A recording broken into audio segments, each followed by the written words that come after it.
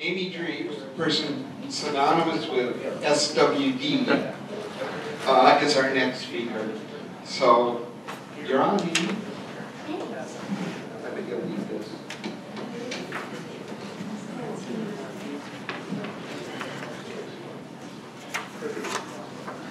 Tom saved the fly for last, but not least, especially if you witnessed what happened in caneberries last year.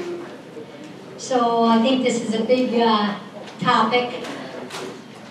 I am very fortunate to be working with Tom, and that is, we have some really good discussions throughout the year as to what are some of those factors that are playing a role in increasing SWD abundance.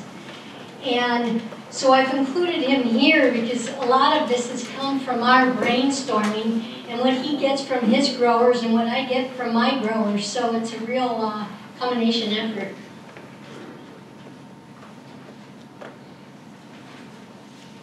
I thought I'd start out with, I already had 4 people asking me today, what's going on with spotted wing right now? There were some heavy freezes, a lot of freezing hours there in December. We had snow then that came in February. And so I'm going to show you that. I'm going to show you actually the last 4 years. And I'm only going to show you from the point at which when harvests end, you get this great explosion, as most of you know, in the fall. It's a time of mating. It's a time of feeding. These guys have such small metabolism, they need that food. They need that food to survive. They go through a diet pause, but they're continually waking up when temperatures are greater than 50 or 10 C. So let's start out with, I'll show you the first 2 years. Again, look at starting in September, okay? Both of these graphs, we have 2010 to 11, because I'm going to ride you from the point where it's going high, and then as the decline in trap catch through the winter. You can see there our peak, and this is numbers of flies per trap per week. It's a mean. You can see there was about 981 flies. You can see in 2010, in that fall.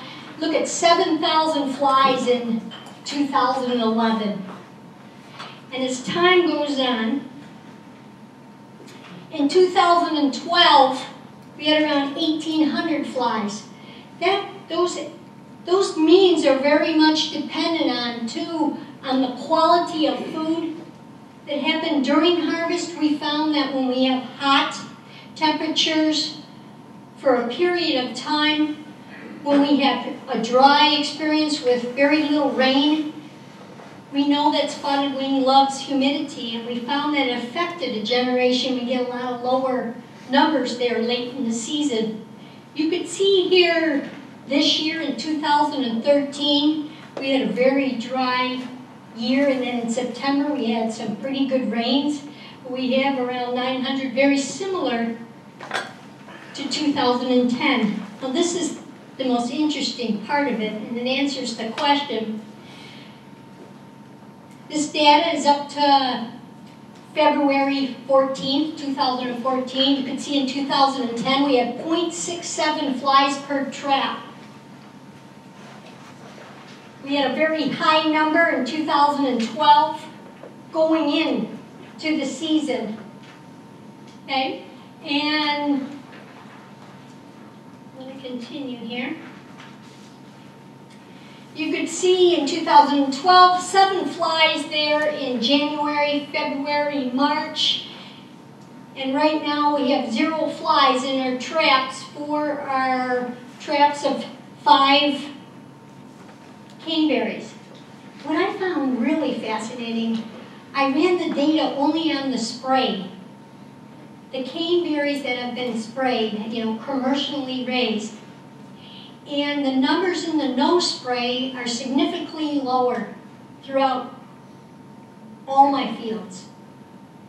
So that's a really big question as to why are they so much lower Do you have any ideas on that? Predators? Perhaps there's something out there, a pathogen, a predator. They're doing a lot with parasitoids.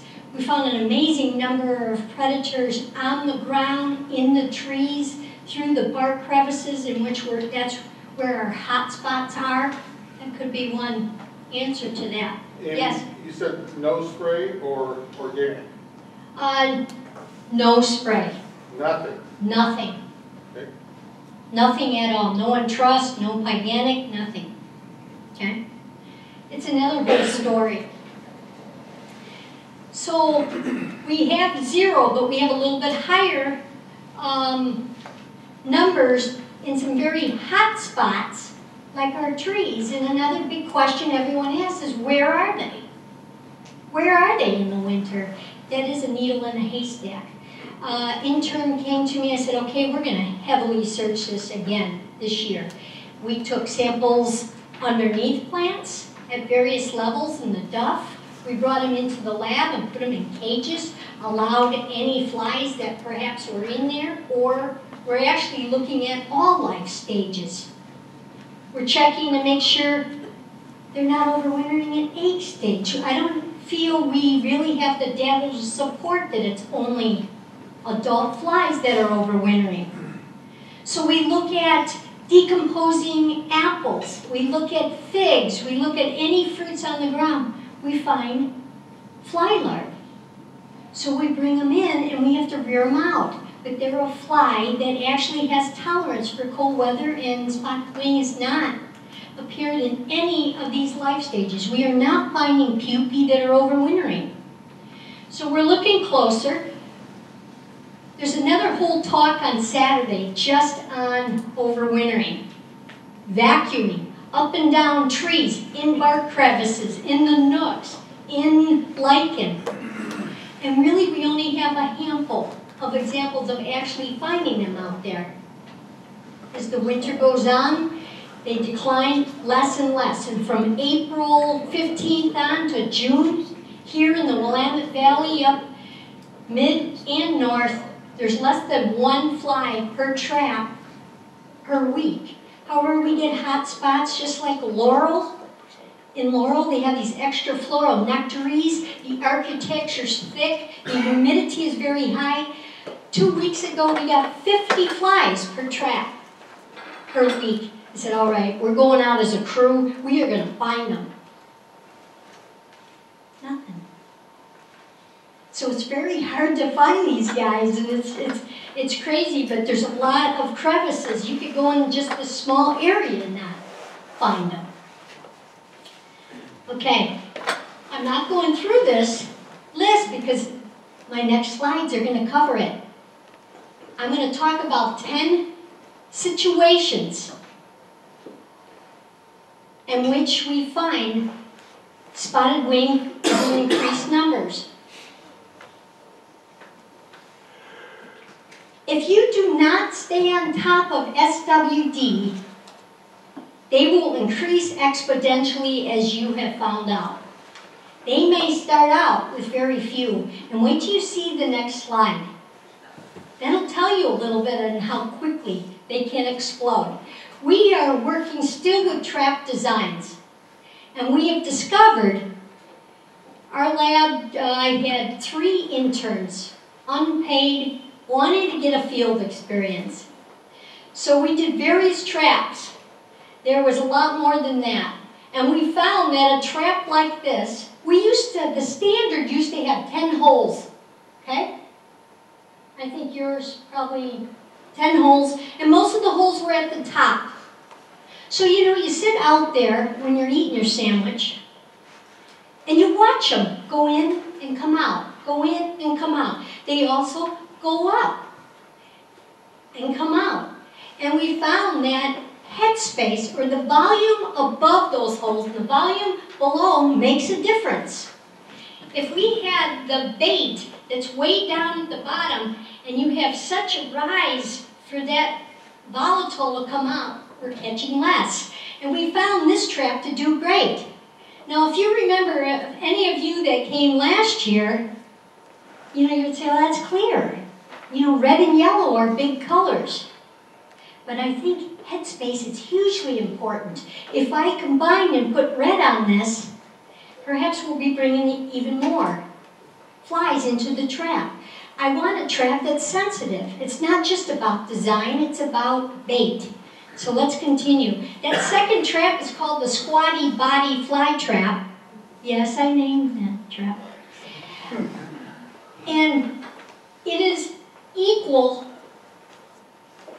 to this 20-hole trap, okay? Now what's important here is the bait. And so it's not, again, just the trap, but it's very important to have that combination because if you are trapping, it's not necessarily going to predict damage. That's so dependent on your placement and your variety and your scales, but it will tell you a little bit about the magnitude of your population. 0.05 is significantly different than 0.16 flies per trap per week. It's based on thousands of traps. And so you will see when they arrive, and you'll be able to exploit that information, and really we're looking at being able to time the first treatment. We used all kinds of baits. Our standard bait has been apple cider vinegar. This is under discussion at this point. Compared to all these other baits, various yeasts, combinations of alcohol and wine, Chinese vinegar was huge up on the list. It had the highest counts in our traps. That corn, I imagine they're actually being attracted to that fish emulsion that Bernadine's using. Did you notice she talked about the corn? See, they love that. So we looked too at, we compared the yeast that you find actually on the coating of some of these fruits like grapes and blueberries, and they were significantly more attracted to baits, to that yeast bait, than the standard dry baker's yeast. But who's going to be mixing that up? What I want to talk about is the Suzuki trap bait. That was, we tested these over 12 weeks. I consider 3 different seasons, 3 different generations. So you see these numbers just climb through the season. And we tested it in blueberry, caneberries, wild Himalayan blackberries, and cherries. And Suzuki bait was great. They are now trying to bring it over, and it'll be housed, I think, in Nebraska, and we should be able to use it this year. That's the plan. There's another thing called the Tracy lure, and it has some really simple, clear drowning solution in it, which to me sounds really great, but it doesn't look like it'll be registered for the year. The East Coast group really tested that bait, and they found very good efficacy. This is something that I think is my next step. I'm done with trap designs. I have too many other projects. This is one I'm going to pursue. On the left side, that's just a sleeve, and it was because I was testing headspace, so I could move that red and black sleeve up and down, so I could keep that mesh so far from the bait surfaces itself and then bring it up and see if I caught more or less. But what's important about this is I always thought attract and kill is really the way to go, because I see at least 50% always leaving my traps. So if I want to use it as a control measure, if I identify a hot spot in an area and you know that 99.9% are going to die, and if you knew they're all in the laurel, setting up attract and kill. In this case here on the left, there's a piece of a killing agent up at the top. That's all Spotted Wing Drosophila, 99.8% Drosophila there on the left. So that, to me, was one of my biggest finds for the year, is the whole attract and kill. And now we just found 2 different insecticidal strips that are registered here in Oregon, and I'm testing those at this point and seeing if we could include that in our track designs. Maybe was that just with apple cider vinegar then? And this was with baker's yeast. All of it was with baker's yeast. But this one, and we're also testing the 20 home, because to me this is very simple. That was a template that we're now designing something that's very easy to make or manufacture to actually produce. It's clear on top, you can see through, it's clear on the bottom. It will have those stripes. We have to figure out a better way of servicing. You ever tried Stickum Special? What is Stickum Special? I'm not familiar with it. Does it have a killing agent in it? Football. You ever seen a fly? Yes. Yeah. That's what they put on it. But I used to work with the Boyce Thompson Institute, Yeah. and I made some of the first traps for the mountain high beater. And we used Stickum Special, just had a machine that layered it on milk carton paper, and we attracted bark beetles, which were pretty heavy and easy to get away. They come in there, and this stuff also killed them. I know what you're talking about now. In the back, if you didn't hear that, he's talking about that Stickum Special. What I was afraid of here with a killing agent, and it's dichlorobos, is the active ingredient here, an organophosphate, is having too much chemical. Perhaps they're not even going to enter. So there has to be enough space that the attractant, which is the yeast, brings them in, and then they get knocked down. But that would be probably worth looking at.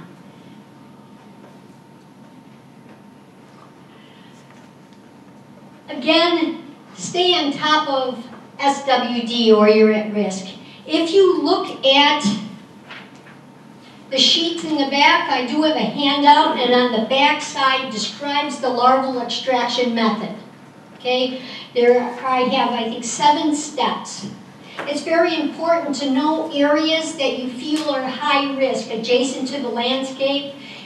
It is very important that you're able to identify symptoms in the caneberries. I find caneberries to be more difficult to know if there's SWD inside. You start seeing a little bit of a dullness, but they really seem to hit caneberries earlier than the other fruits. As far as color change? It's as far as color change.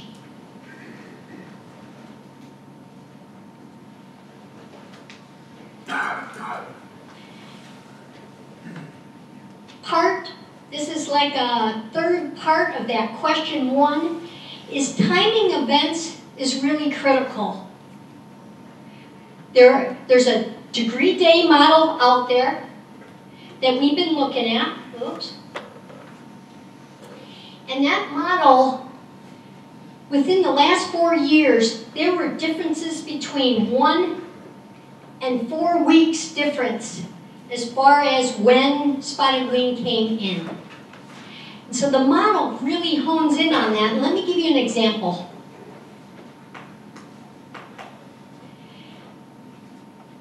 If you look at some of the developmental papers, you gotta just trust me on this, it takes around 169 degree days from the moment she lays an egg to the adult stage, okay?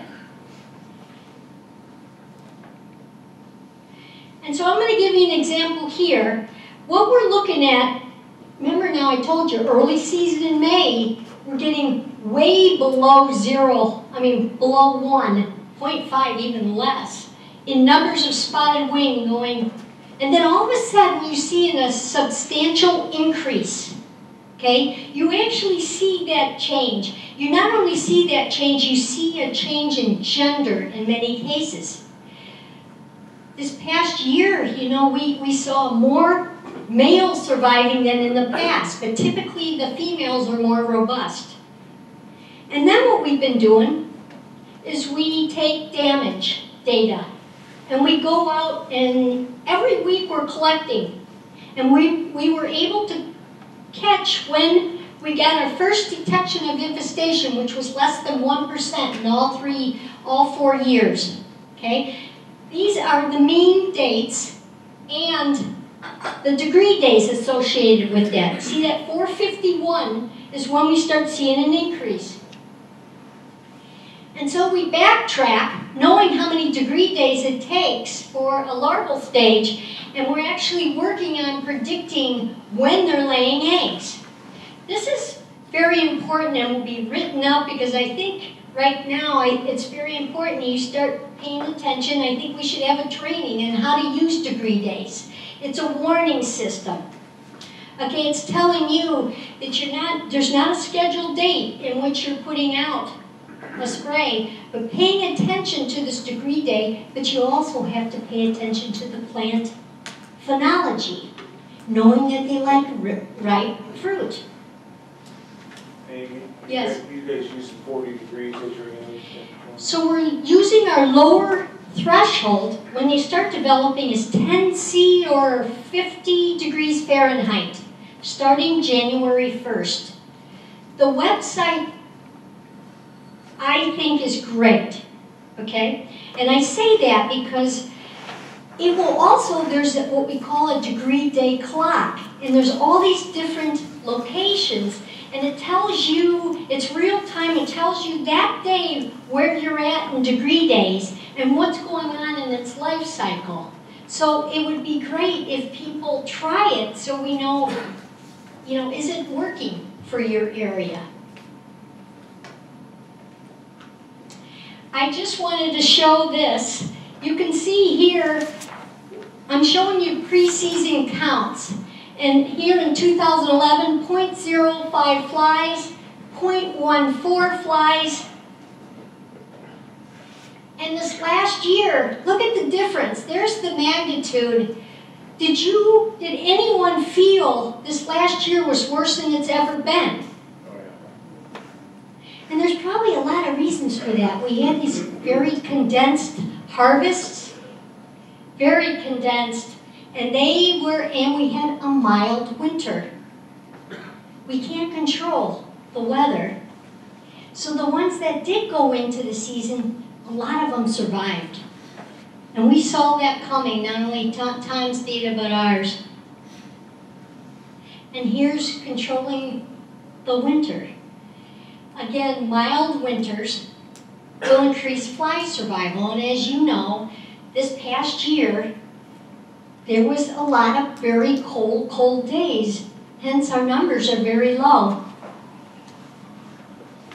It's interesting when we see spotted wing in our traps during the season when they're very low, and I question, are they going through a resting stage, like they're just hanging out in the landscape where it's cool and humid perhaps, and they call that estivation, just resting, or are they dying? And I just found a paper showing that there really is sterility. I didn't realize that. I thought it was just this myth through the years. If temperatures are prolonged greater than 86 degrees Fahrenheit, and we had some warm days. Or are they immigrating? Are they leaving? The Japanese report, and so do many others, about them going up into the hills. We just had a conversation with a guy down in California going, it is hot. It's really hot. Where are they? And all of a sudden, the temperature gets a little nicer, okay? 70s, they love that.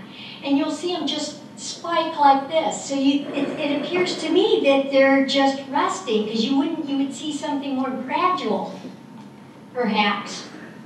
This is the mad scientist thinking. We all know, get the mature fruits off. Jana Lee out of USDA did some great work looking at the different colors. She did them putting the different, I should say, ripeness of fruit side by side, as you know, and then also just gave them a choice. They can hit the green or they can hit the most ripe. And you can see here down on the bottom when you see the red, they prefer the ripe fruit. But you do see them.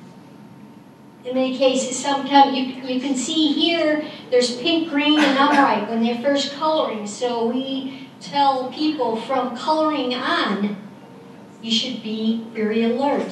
as to what's happening. In this case here, there's red raspberries on the left, yellow raspberries, and black on the right. All these really tall bars going up are the mean number of larvae found. Once again, they like the ripe fruit. Get the fruit off the plant, really frequent harvests. So it may be something that those that are out there, did anyone increase your harvest intervals? Yep. I think as you listen to this, think about picking up 3 of these tools. So as I talk about a risk factor, I'm also trying to list how to mitigate that factor. This is just managing in a tiny way, and if you're not trapping or you're not doing your larval extraction to see if something's out there, it does definitely explode. If you have one overwintering fly, okay, only one survives, and she lays 300 eggs, you then just take half of that are females, and she lays 300 eggs, you're already at 45,000 flies in 14 days. You take half of that, you multiply by 300. I just want you to see the math there. In 1 month, you have 6.8 million flies. Oh, let's show that. Oh, I had fun doing that. Get it? This is using pesticides correctly. You know, Linda White just told me too, there's the Exerol was just registered in Oregon. For blueberries. No, caneberries. Only blueberries. Oh, that's okay. This is something too we've been thinking about. Where do they hang out, spotted wings? They're in the canopy. So you gotta have the right application equipment to make sure you're ensuring very good coverage. Rotating those chemical classes. And I say embrace the biocontrol agents. You know, when I was doing a little reading on invasive species, and there's a step-by-step process when they first come in, when they establish, when they're widespread and abundant, which they are right now. There's only 8 states, to my knowledge, that have claimed they don't have them. They probably haven't even monitored, let alone have a raspberry plant, and maybe North Dakota. And so they are looking into parasitoids and various beneficials out there. And you know, we talk about, let me put this one down. We talk a little bit about how there are non-crop pesticides, you know, for wild Himalayan. I keep telling you, they're in the Himalayas. But the question is, are we only building up resistance? Is that a smart thing to do? We're already not sustainable, you know, 5 to 10 sprays. Is that the method? Perhaps it's a timing of that, and you have a hot spot and you spray a border. I think Jimmy Click is doing a little bit on borders. Oh, just a minute here. It's the next slide, and I'll bring that one up. It's just food for thought, is to know, is that really the smart move? And there's several papers on how they house a lot of your good organisms. So it's a very difficult decision, I think, if that's the smart thing to do. Here, cleaning up hanging or falling fruit. This is the, sanitation has always been one of the key integral pieces of pest management. And I did several studies for the last 2 years showing how not only when fruit falls to the ground, they're laying in them, and if they lay in them, they're surviving. There's a percentage that's surviving. As well as if you're picking your caneberries and then you're off to your next later season caneberry and you left some here, they love that fruit. That now becomes a breeding source. So I guess what I'm trying to say is putting our brains together on how we can invite a sanitation practice into the mix of all the other things a grower has to do. And is it economical? I've had this discussion round and round with Tom and several other people on it, and it's something that a lot of the organic growers are using at this point. That's what they did in Japan. They figured out a way to go down with their equipment after harvesting, and they were crushing and had a roller on the back. Figuring out maybe how you can dry them. You know, like actually spray them with some kind of kaolin clay so it's not something that the larvae likes inside. I am amazed at how durable they are. You can have no moisture in there, and I pop it open, there's a little air pocket, and there's a third instar and pupae inside of the fruit. Down in California, they're doing work with sanitation trials. They pick up part of the fruit and they leave the other fruit, and this is just loaded with spotted wing. And not only did they, this is Mark Bolda in Kingston, not only did they find significantly higher numbers in their trap counts, but also more damage for those that did not pick up the fruit or destroy it. This is just an example of what they did down in California, being very creative. It seems like a lot of work, and I think we have a lot of work in trying to figure out how we can destroy the fruit that's left hanging or fallen. But they were making purees, and it's hot and dry and dusty, and they were spraying it all over their roads. I found that very interesting. What was the idea of putting the puree on the roads? We're going to fly out to the road? No, when they puree it and compost it, basically they'll just dry up on that hot road. And there also was a means of keeping the dust down. It turned all the dirt roads into pink land. It's pretty good. Is it possible, I talked to someone in the back there, to increase circulation, to aerate more? Again, knowing that they really like that humidity. They like situations with an overstory and an understory. If there's just a hedge of wild Himalayan blackberry, hands down, they're gonna like the trees, whether it's Douglas fir or spruce and some dogwoods in there, and the understory more. I think it's difficult to aerate caneberries. But then I guess what you need is some good equipment in order to penetrate the canopy.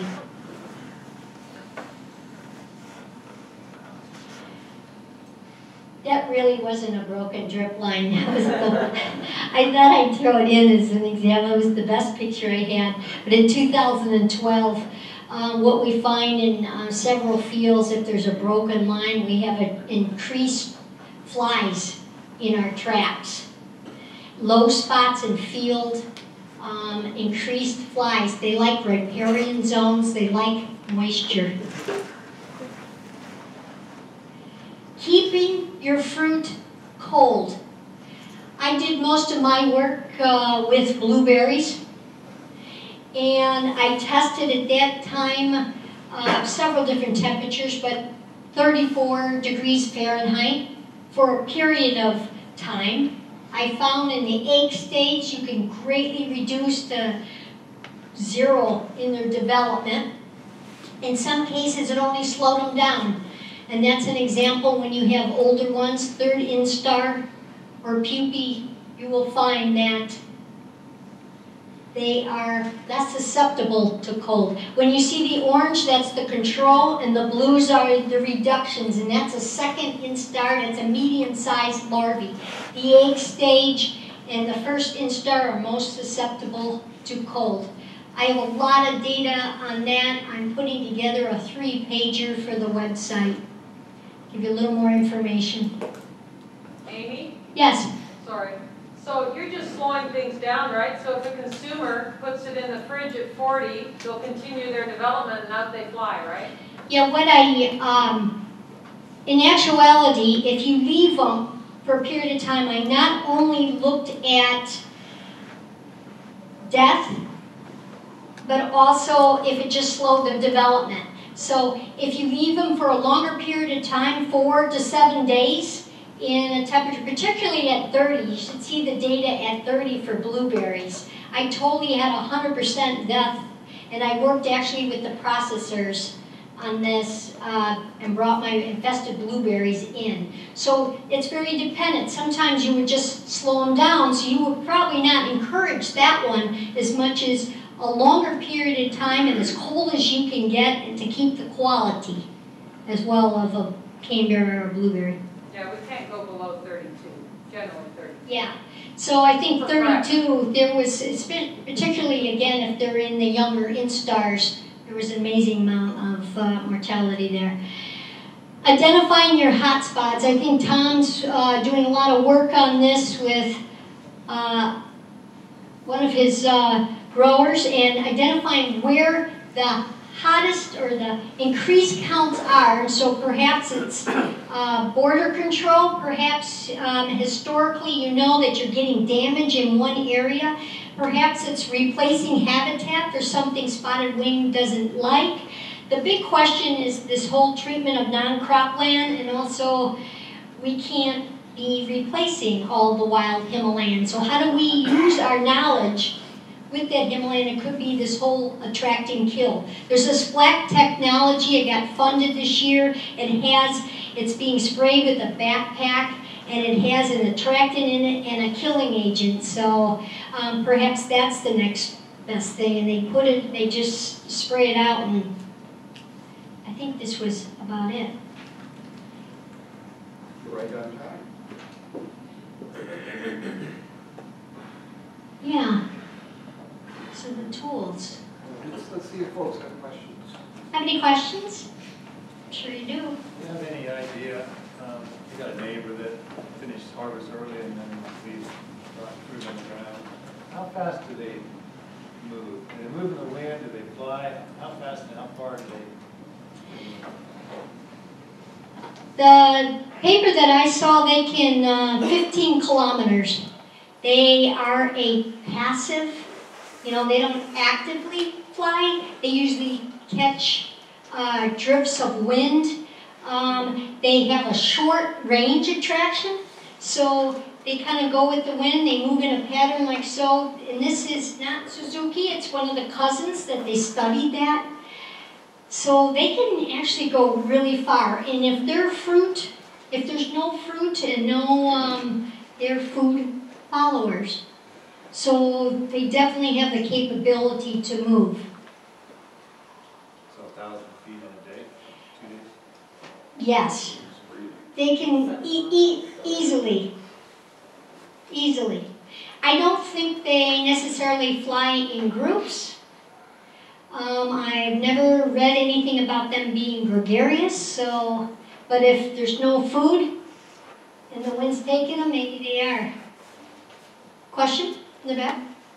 Amy, do you know, is the fruit fly, is it clear around the world? Is it in South America?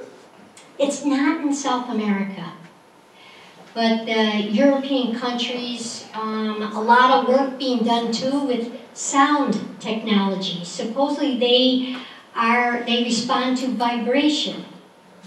There's an amazing amount of work. It is unfortunate that the SCREE grant is ending, so I will put myself up for the highest bidder. Sorry. It ends January 2015. Is there any questions? Any more? Please write me, talk to me, tell me your experiences, and that's how we are able to fit more pieces to the puzzle. Thank you.